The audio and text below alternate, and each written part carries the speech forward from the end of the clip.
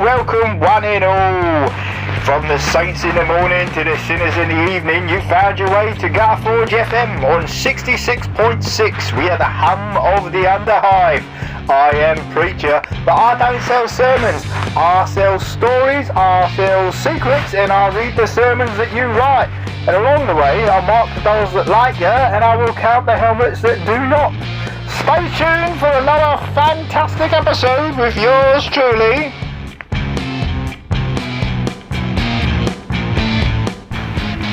We're just in from the Sump, Sayer. It's all gone wrong down south.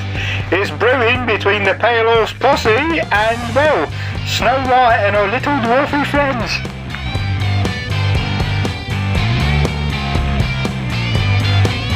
But for now, a quick word from our sponsors that, as is traditional, nobody ever asked for, but it keeps the lights on. Sort of. Sometimes.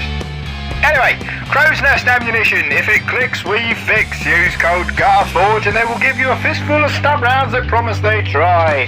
Dust Lung Tonic is herbal. It's plausible. It's perfectly likely it's causing more harm than good. Anyway, give it a go. Make sure you don't cough on them in the way out. And Mora's Laundry. Blood out by dawn, or it probably wasn't blood.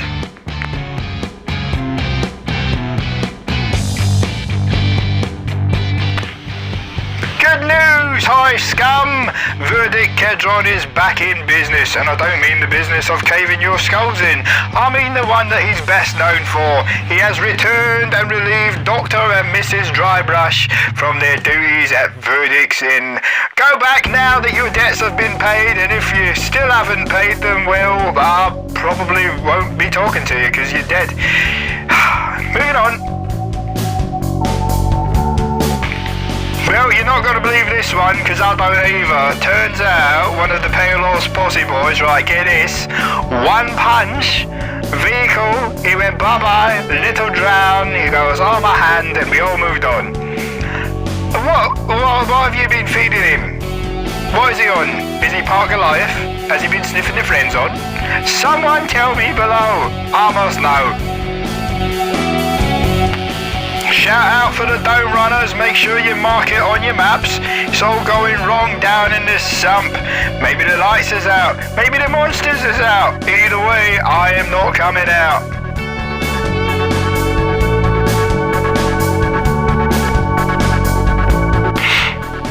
If you had to be any beverage that wasn't Wild Snake, what would you be, and why are you wrong? Slaughter stalkers everywhere and not a bullet blinks. Turns out this thing is a bit of a problem, so I would recommend you just shut it down, leave it alone and let it get back to breeding, because after all you would be quite annoyed if someone interrupted your nesting, wouldn't you? This one's just came in down the vent line from Crow's Nest Ammunition. That's right, sponsors of the show, dishing out weird stub rounds, you know them. They've told me to tell you, do not expect old bolters to be plentiful. This has been a one-off and has been a massive error on our part. We will not be giving you more bolter ammunition. Word of advice if you end up in the employ of Snow White, right? Pay attention. Know what you are worth. Sleepy, turns out, is worth a couple of credits and some squashed up some spiders. Yeah. I wouldn't even say he's worth that much. All he does is get shot and captured. Oh well, moving on.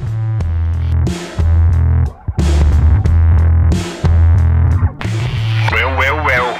Snow White has bottled it and run off. Word of advice, kiddo. Sometimes it's better to leave with your pride over your shoulder than your friends in body bags. Discretion is the better part of not getting stabbed in the face.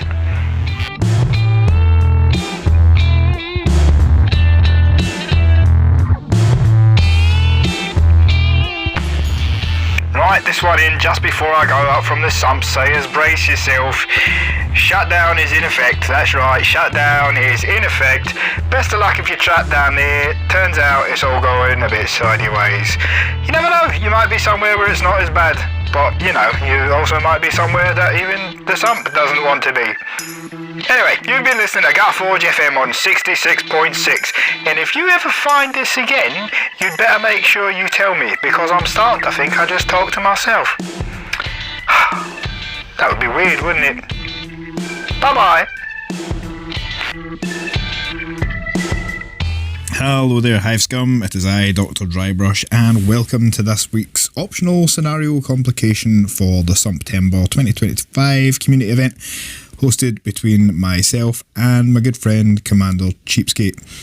So, this one is called the Shutdown Sanction. What that means is the local enforcer prefecture have sanctioned a sector-wide shutdown. Upshot of that being, and these are all optional, all items in the trading post increase their rare and illegal ratings by 2, and all items in the gang equipment list are increased by 33%, rounding it to the nearest 5 credits. Yeah. So, it's going to make things a lot harder to get hold of. If you listen to the recent Gutterforge FM upload, you would have heard Preacher talking about the sector-wide shutdown that's in effect. It's to do with beasts from the sump kind of crawling out and causing a bit of chaos, which is also one of the optional complications that we're going to talk about in a minute. But we'll move on to the next part, which is the Beastquake. This is also an optional complication, and I would suggest that arbitrators feel free to layer these in and out as much as you want. I think these all kind of blend together as a nice narrative arc. If you want to go hardcore, for want of a better word, I would do all of the complications, but if you just want to pick and choose, that's absolutely fine. It's your game, it's your campaign, play it however you like and however your players like. So, the Beastquake is an optional complication. Some creatures are either migrating or more likely fleeing from some other much more dangerous apex sump beast. Hint hint, nudge nudge as to what's coming next week. What this means in gameplay terms is that no boons or income can be generated from territories held by any gang, as the territory is too busy fighting for its survival to tithe what is due. However, post-battle action. Step 4, secure territory. This effectively replaces the collect income step just for this week only. The gang can nominate any fighter or fighters from their roster that are not in recovery to perform the secure territory post-battle action. Allocate a fighter to a territory and roll a d6 for each fighter securing the territory. On a roll of 1, the fighter must immediately make a roll in the lasting injury table and immediately apply the results. If the fighter suffers an injury that puts them into recovery, they must miss the next battle. On any other result, the secure territory action was successful and will generate all income and boons for that one territory. So, say you have 6 territories, you've got a gang roster of 10 gangers, you could allocate 1 to each of them, you could allocate 2 to 2 of them, that kind of thing. You can do as many or as few as you want. It's a risk-reward thing. You have a 1 in 6 chance that they will pick up a lasting injury, but that is the price we pay for credits. And because everything's going to be dearer or harder to get hold of, you might need that extra income. The next complication, again, I think this all layers in quite well, but it's entirely up to arbitrators or individual players. If you're playing it as a skirmish game, then probably only this one will apply. So this, again, is optional complication. This is the Sump migration. Local enforcer prefecture is busy securing the sector-wide shutdown and is far too important to be doing menial beast culls. That's a job for gangers. So, you place between 1 and 3 beast layer markers as per the core rules. This should be decided between players or randomly determined with a D3. It's kind of up to you, or if it's an arbitrated game, perhaps the arbitrator decides what kind of fits best narratively overall. The gang who kills the beast layer marker will generate an additional D3 times 10 credits for this battle. The enforcers say thanks and pay you accordingly. However, once the beast layer is taken out of action or otherwise incapacitated, treat it as a loot casket for rules purposes. Any gang which carries the beast layer to their deployment table edge and elects to leave with it will generate 2d3 times 10 credits. The enforcers don't care who killed it, just that it was done and you have the proof, so it must have been you. So this means gang A, kill it. If nothing else happens, no one tries to drag it away, gang A would receive d3 times 10 credits. If gang A kill it and drag it towards their table edge, they're getting 2d3 times 10 credits, as long as it's kind of taken off the board, if that makes sense. Just find it amongst find amongst yourselves what the best way is to do it for your playgroup and what makes sense. I would suggest that it would have to be a fighter removing the loot casket effectively from the board, as you would find in various scenarios. But if it's just a case of drag it back into your deployment zone, that can also work too, depending on table size and everything else. Just agree it between yourselves or speak to the arbitrator. So, say Gang A kills it. They're going, yay, money in the bank soon. But Gang B goes, haha, cool story, bro. Drags it off their table edge. They would get the 2d3 times 10 and Gang A would get nothing. Say Gang B kills it, but Gang A drags it off. Likewise, that would just be a reversal of that. Hopefully that makes sense. If you've got any questions, ask them below. I will get back to you as soon as I can.